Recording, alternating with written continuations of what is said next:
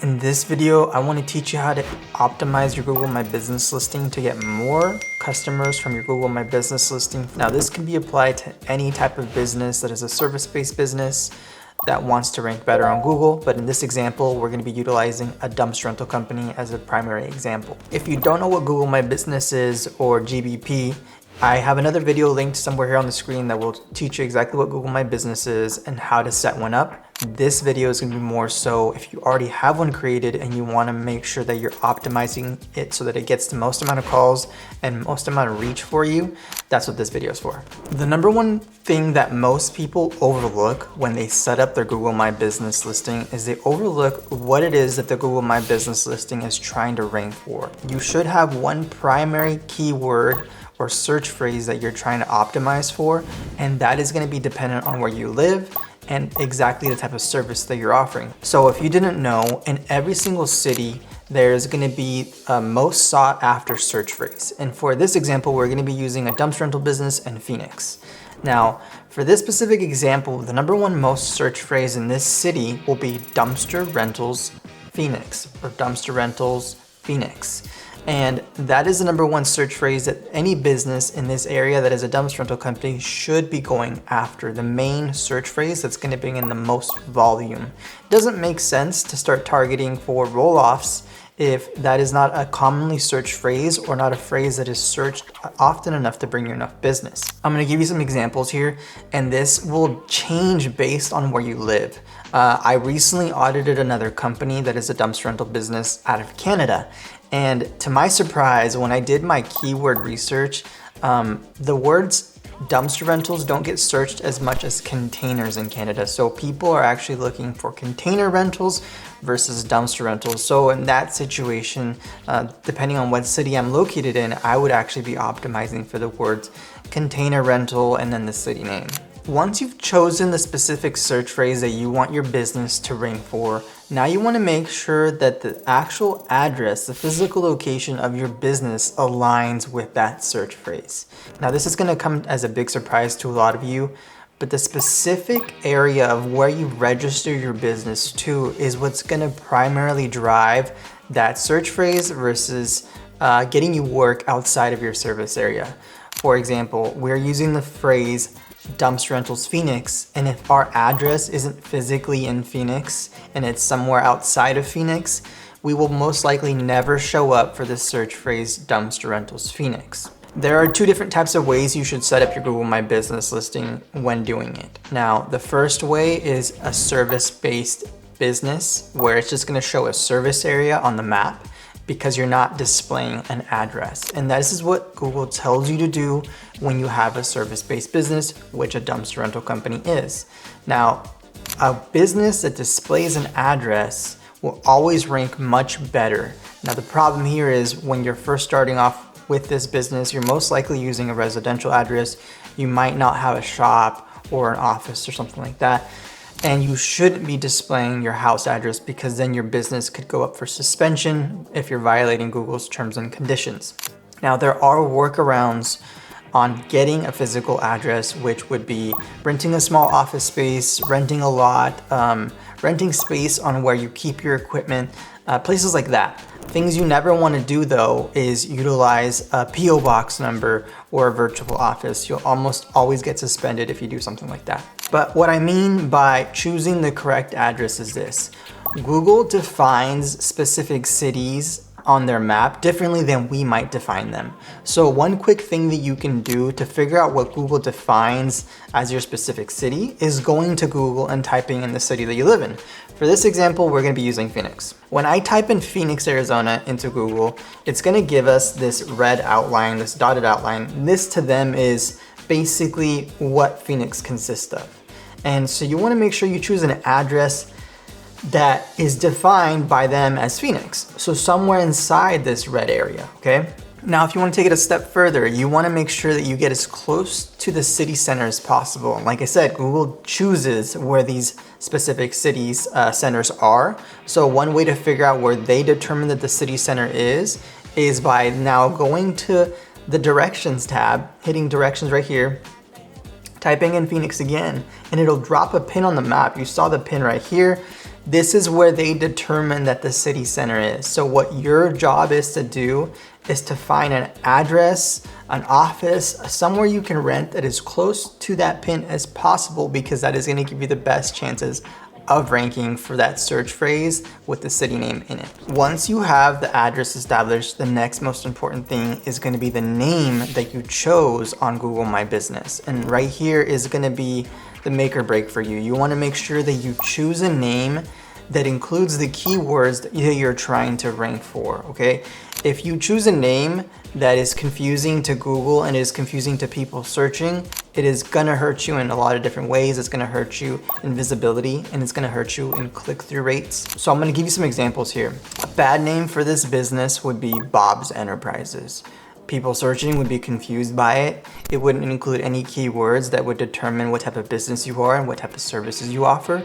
And then a good name would be Bob's Dumpster Rentals of Phoenix, or Bob's Dumpster Rentals Phoenix, something like that. Now, you don't want to play too close with fire. You wouldn't want to just name your business Dumpster Rentals in Phoenix, Arizona.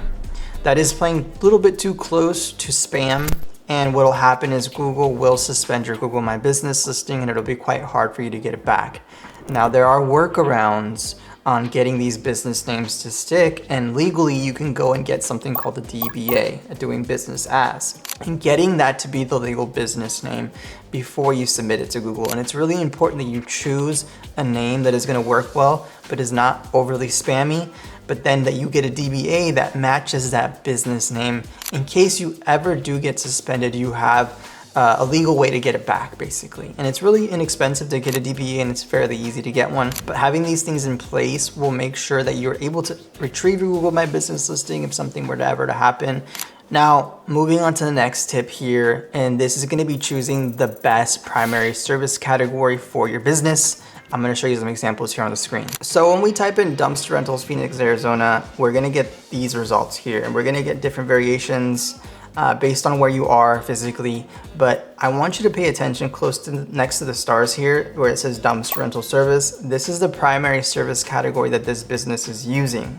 Now, if you look at all these listings, the first two are listed as a dumpster rental service before anything else, right? And you get down to this third one, there's a garbage collection service. Then it goes back to dumpster rental services, and it ends up being dumpster rental services for like 90% of them. Randomly, it'll throw in a waste management company, but you'll see that even when it is a waste management company, it'll have some variation of the words dumpster in the name of the business. It'll have the words dumpster rentals in reviews that people have left. So their keywords are there. But what I'm saying here is the number one business will always be in this primary service category of dumpster rental services. And what ends up happening specifically in this industry is you offer more than one service. Most of the time you offer junk removal services or other services, and you're confused as to what to classify your business as the primary service category. And the primary service category should match the main phrase and the main type of work that you want to get. So for this example, choosing dumpster rental service should be the primary service category, and Google will always show you that that's correct, because if you do the search yourself, you'll most likely get a dumpster rental service primary category always to show up first before the other ones. Now, there are other factors. Like I said, having a pin on the map, having that pin closer to the middle of the city is always going to be the best option for you. Now let's talk about some other things within Google My Business that are important but aren't necessary, and it is including services and products. Now, services and products should not be confused with each other, and if you want to play it safe, I would not add products. But when you're looking at your Google My Business profile, there will always be a section there to add services. And you can add new services that aren't classified from Google already as services, and then write long descriptions as to what that service actually means. Now, when we talk about products, I have here on the screen, I clicked on one of the businesses, the top one, and you'll see here that they have products included. Now, Google does not want you to actually add a service as a product. It's actually violating their terms and conditions, but I found that businesses that do this rank much higher. So for this example, they're adding a 20-yard dumpster rental as a product, and then they write a description as to what that means. And then if you click on it, it'll take you to their website. So you can do this and it will really help your business, but at some point in time you could pay for that. And so if you do get suspended and you know that you added products, one of the things you can do is delete the products and then submit an appeal, and you'll most likely get your business listing back. The next thing that is really important to how a business ranks on Google is the website that they're attaching to the business, or the landing page that they're attaching to the business.